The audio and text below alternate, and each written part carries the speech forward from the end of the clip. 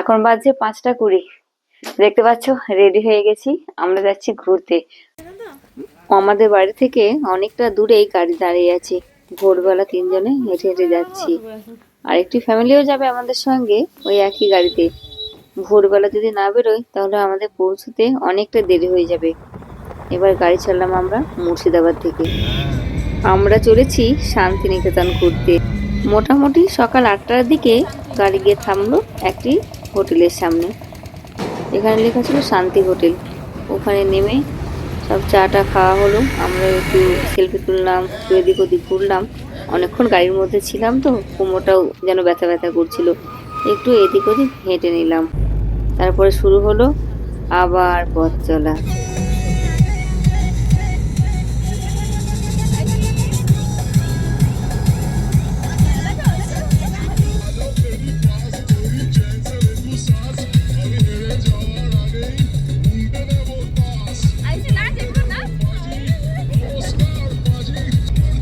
ছোট ছোট পুচকি পাচকাদের সাথে গাড়ির মধ্যে খুব মজা করছিলাম। সবাই মিলে হই চই করে গাড়ির মধ্যে যেন সময়টা কেটে যাচ্ছিল।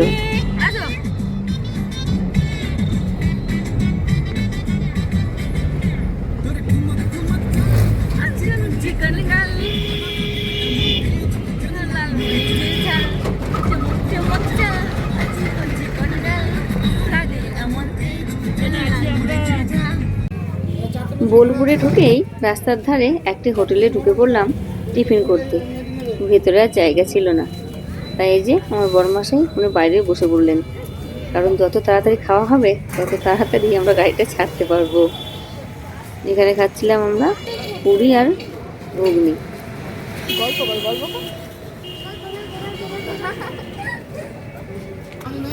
টিফিন সেরে সকলে গাড়িতে উঠে পড়লাম। আমাদের এই শান্তিনিকেতন ট্যুরে আমরা প্রথমেই যাব সৃজনী শিল্পগ্রামে। রাস্তার ধারেই চোখে পড়লো গীতাঞ্জলি সিনেমা হল। শুনেছিলাম এই সিনেমা হলেই নাকি সাথী সিনেমার শুটিং হয়েছিল।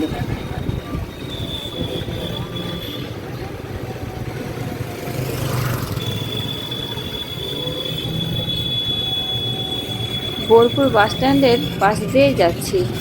যদি বাসে আসতাম তাহলে হয়তো আমাদের এই বোলপুর বাস স্ট্যান্ডে নামতে হতো।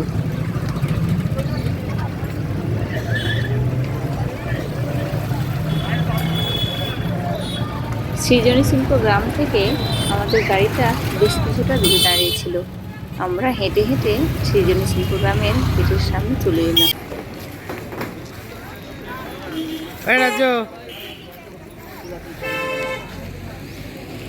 এটি সৃজনী শিল্পগ্রামের মেন গেট, একদম রাস্তার ধারে।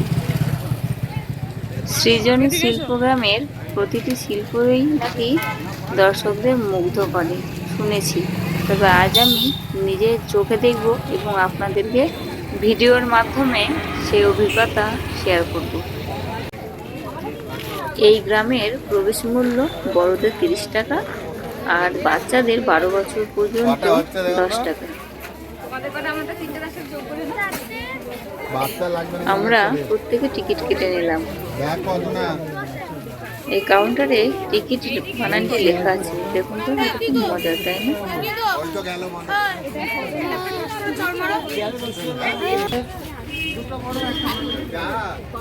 বড়মশাই টিকিট কাটছেন।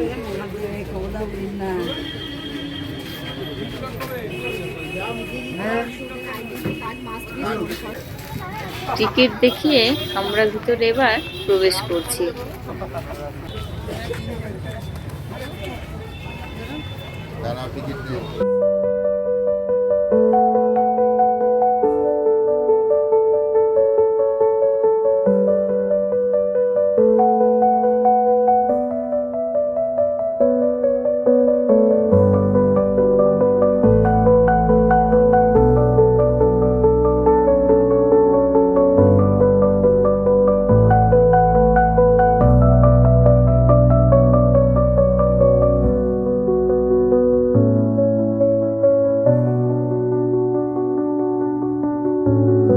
অপরূপ সুন্দর।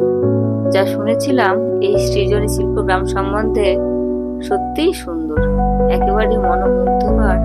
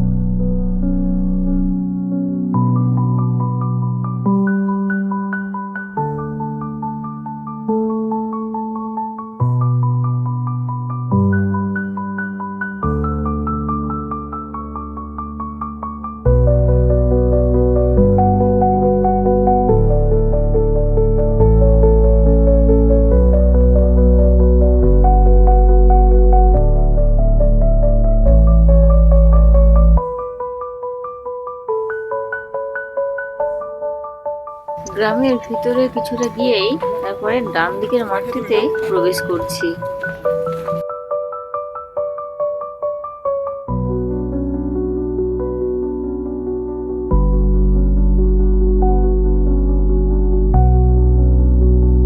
শিল্পকর্মগুলি কি অপূর্ব, তাই না? স্কিপ না করে ভিডিওটি দেখতে থাকুন, দেখবেন খুব ভালো লাগবে।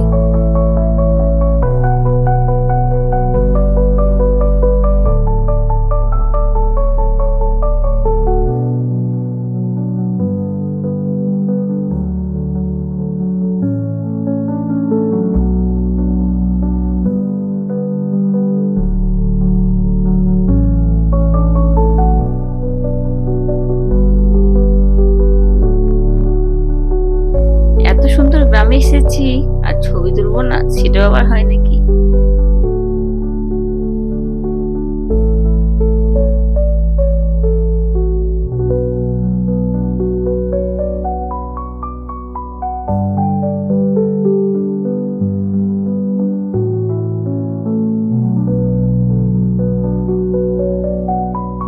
গ্রামের ভিতরেই আরো সামনের দিকে এগিয়ে চললাম। চারিদিকে পরিবেশ এত সুন্দর, যেদিকে দেখছি মনে হচ্ছে যেন দাঁড়িয়ে দেখতেই থাকি। এগুলো সব কাঠের পুতুল।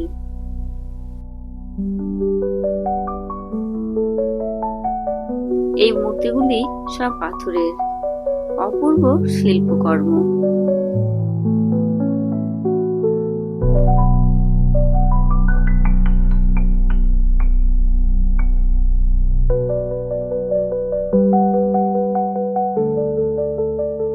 আমি ক্যামেরাটাকে একেবারে কাছে নিয়ে গিয়ে মূর্তিগুলোকে আপনাদের দেখানোর চেষ্টা করছি।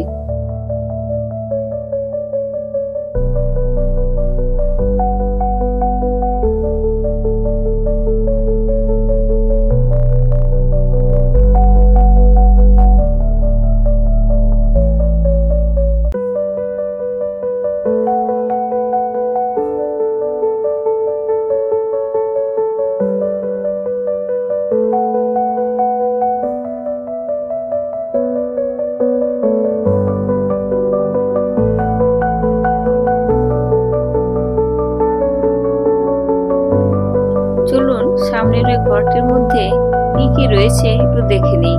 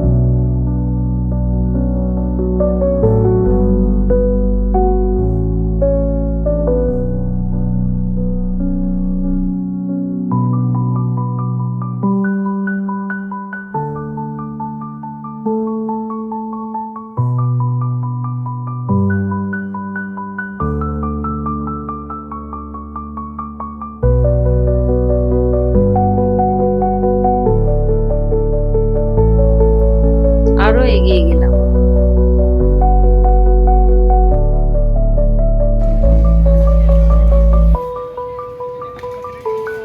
এখানে তাঁত শিল্পটিকে মূর্তির মাধ্যমে ফুটিয়ে তোলা হয়েছে। এর ভিতরে ছোট্ট একটা মার্কেট রয়েছে।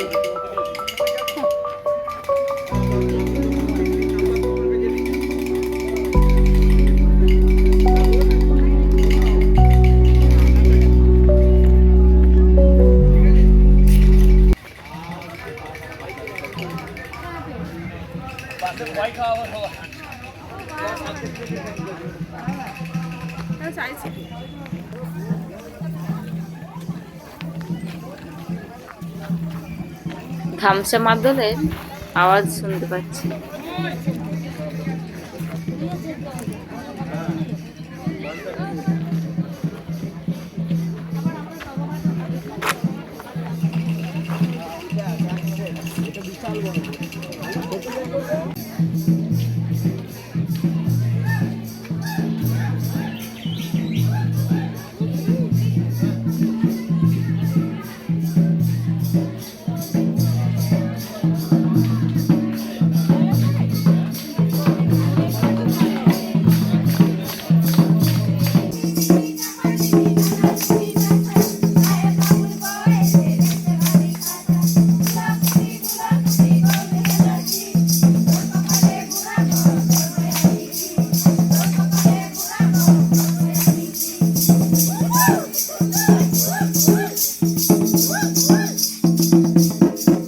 নৃত্য করে ক্লান্ত হয়ে গেছি, এবার একটু রেস্ট নেওয়ার পালা।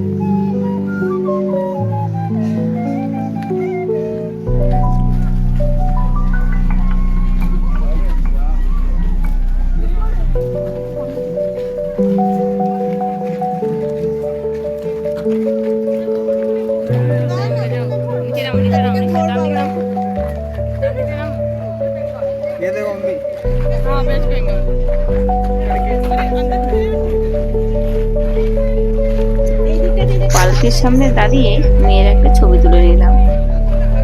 এইগুলোকে দেখে মনেই হচ্ছে না যে এইগুলো এক একটি মূর্তি।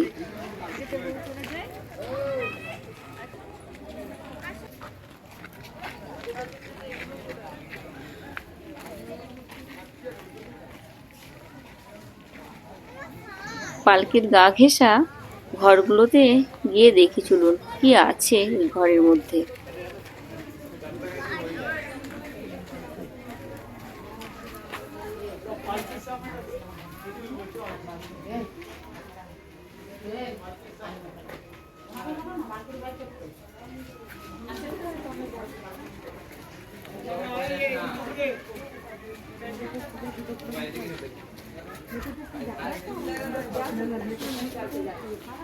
মোটামুটি দেখা যাচ্ছে।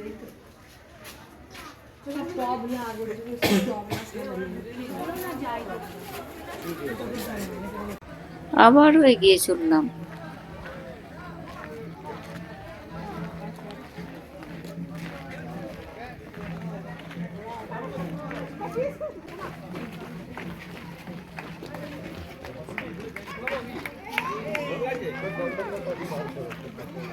গ্রামের ভিতর থেকে মূল গেটের দিকে আসছি।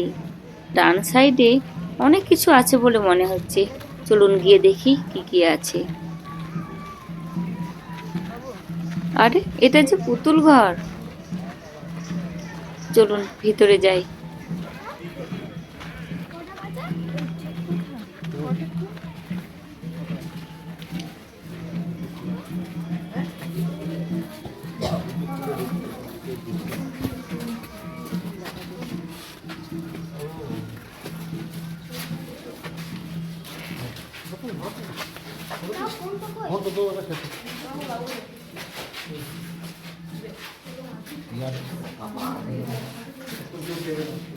এক ভরি সেমিটাই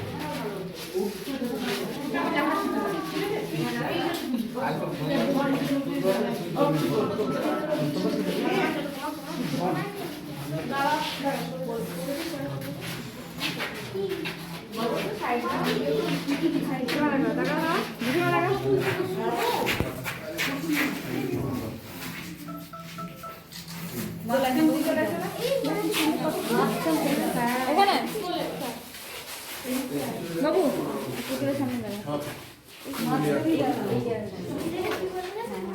আগে আগে গায়ে উঠে। হ্যাঁ এই যে আপা নারায়ণ না এই যে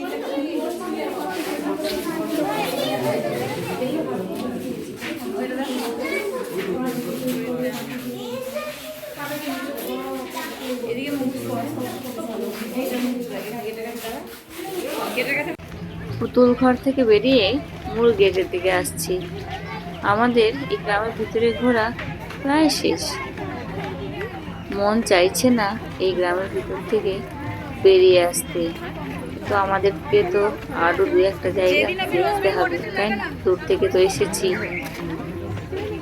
এই ভিডিওটিতে শুধু এই সৃজনী গ্রামটি দেখালাম। আশা করছি এই ভিডিওটির মাধ্যমে গ্রামটি আপনাদের ভালো লেগেছে। আমাদের তো ভীষণই ভালো লেগেছে। যদি এই ভিডিওটি আপনাদের ভালো লেগে থাকে তাহলে লাইক, কমেন্ট আর শেয়ার করে দেবেন। শান্তিনিকেতন এসেছি আর রাবড়ি খাবো না, সেটা আবার হয় নাকি? আমরা গাড়িতে বসে বসে রাবড়ি খাচ্ছি আর ওরা দুইজনে খেতে খেতে চলে আসছে। ভিডিওটি এই পর্যন্তই। ধন্যবাদ।